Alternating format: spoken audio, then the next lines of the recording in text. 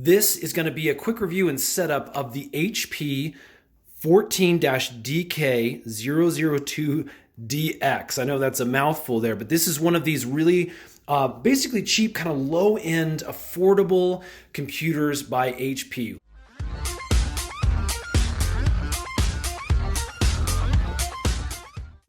Okay, to power up our laptop for the first time, we're just going to need to connect up our power adapter here. We're going to stick this end into the large brick portion.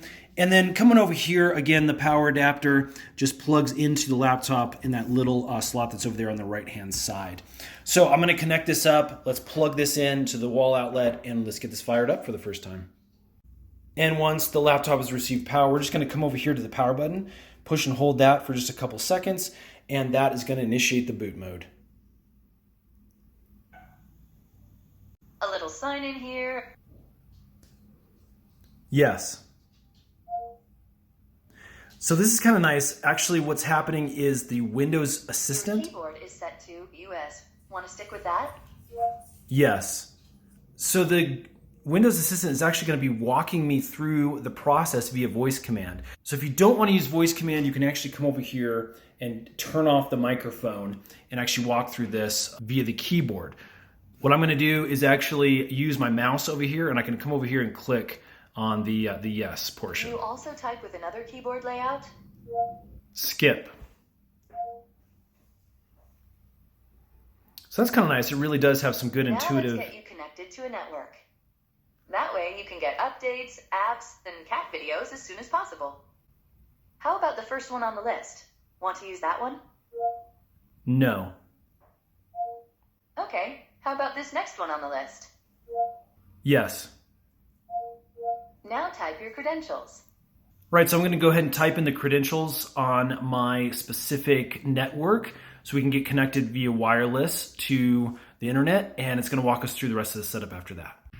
And it looks like it's going to give us a quick tour of some new features from Windows. Again, we are working with the Home S mode. Next up, the legal stuff. In short, you'll need to select Accept to use Windows. You can decline, but then, no Windows.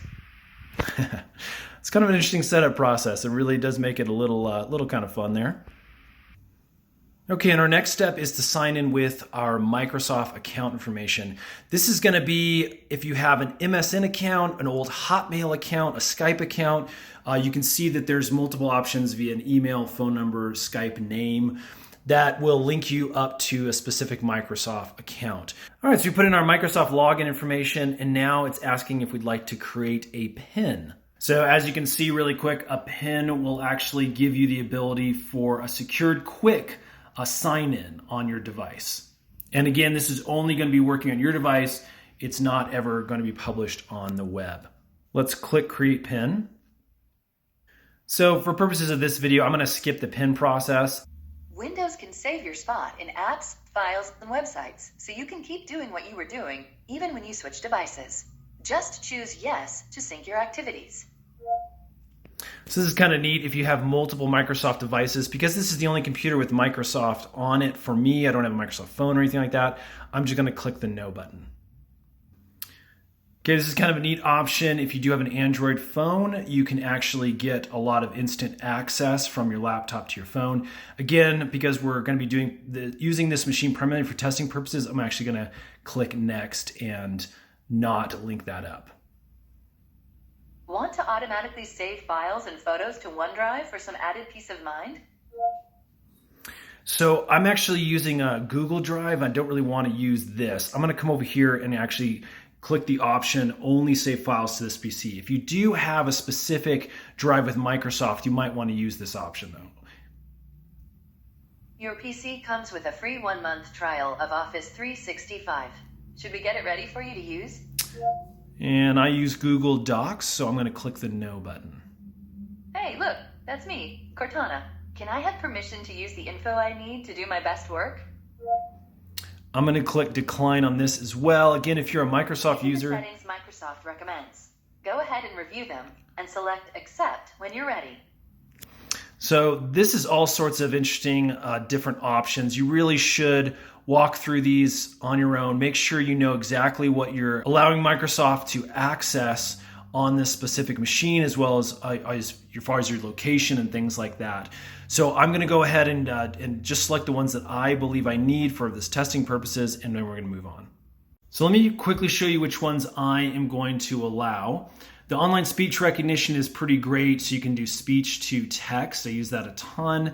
The Find My Device is nice. If for some reason this gets lost or stolen, you should be able to go onto your Microsoft account and get the location of this.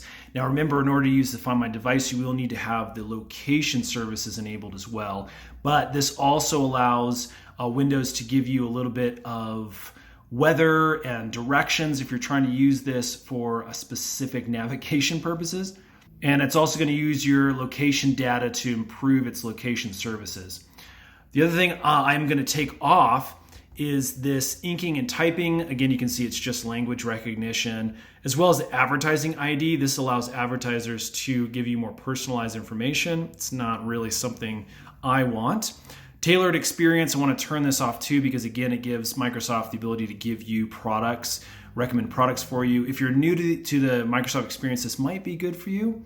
Also, diagnostic data, I'm actually going to turn that off as well.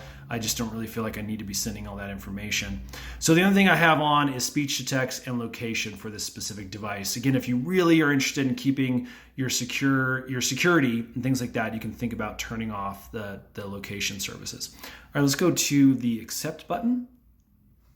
All right, the next screen is actually going to have you register the product, which again is good. So you have a record of the purchase, but you also need to make sure you want or do not want some of these options. Basically, you're going to get a lot of emails and things like that if you do choose to go with some of these options. I'm actually going to click off most of these and go to the next portion. Almost done now. We just need to get a few more things polished up for you, and Windows will be all yours. Looking forward to helping out.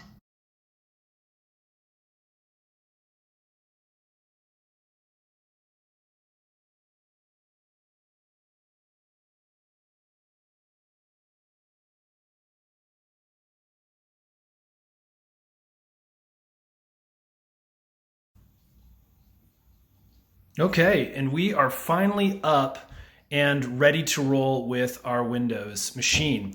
I'm going to go ahead and get into this. Need to explore the Windows Home Slim mode a little bit and see what our options are, see what this thing is capable of handling. And friends, if you want to stay tuned for more Microsoft tutorials, well then hit that subscribe button and stay tuned. We've got a bunch more that we're making soon. Also hit that like button if this has helped. It lets us know we're making good content for you. And hey, we'll see you again in the next video. Thanks so much for watching.